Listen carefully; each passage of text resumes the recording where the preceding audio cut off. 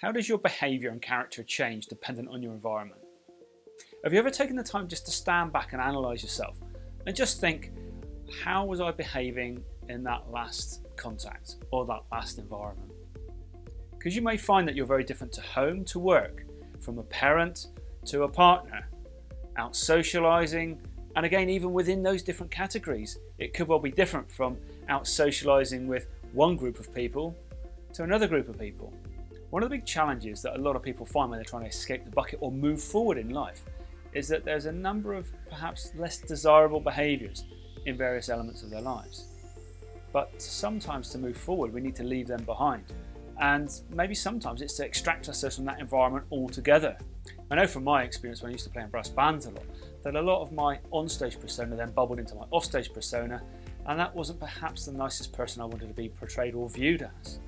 Indeed, I wasn't perhaps very thoughtful, mindful of others, or compassionate, yet it was all about me and my ego. That's a huge lesson to try and understand that quite often who we want to be and who we are being are quite conflicting, because never mind how much we try, unless we can escape those environments, that's the time then when maybe we've got a chance of being the authentic person, the true person that we've always really wanted to be. The way that I felt best to be able to be truly authentic to myself was to extract myself from the situation altogether. Now, bearing in mind, I played in brass bands for 30, 40 years, but to take myself out of that environment because I knew it's the only way I could get myself to change and be the person I wanted to be seemed to be the most sensible, and in the end it did appear to be the most logical course of action.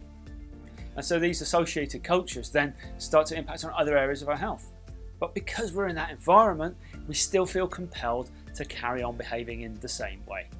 And quite often we do find that irrespective of our best intentions, unless we take ourselves out of the situation completely, we're going to fall back into bad habits. It's similar with people who try to give up smoking, who maybe after a meal always used to have a cigarette. If they don't exchange that or replace that with a different habit, a different behaviour, it's very, very difficult not to fall back into those bad behaviours, those old behaviours and habits. So some action for you today is to write down all the different environments where you socialise or where you are. It could be work, it could be family, it could be different elements of your family, your social occasions, be it attending sports events, whatever it is. List them all down. There's probably 5, 6, 7 or 8. And then just think how your behaviour differs in each one of those different environments. Take music as an example. If you're going to a classical concert, you're going to behave very, very differently than if you're going to a rock concert.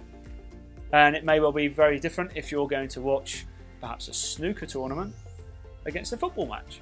And there's all these differences that there's accepted behaviours, but do those behaviours really suit us? Do they really serve us as well as we could? Well, that's the question to ask yourself, and then have a look and think, which of these do I need to spend less time at, or which ones do I need to be aware of? Because I know in certain environments, my old behaviours, despite my best intentions, will still come back, and they're very strong and difficult to suppress. So the challenge is to be aware of it, then you can start to do something about it, and then internally, you'll become the more authentic person, the person that you really want to be, and that mindful person, and the person true to yourself.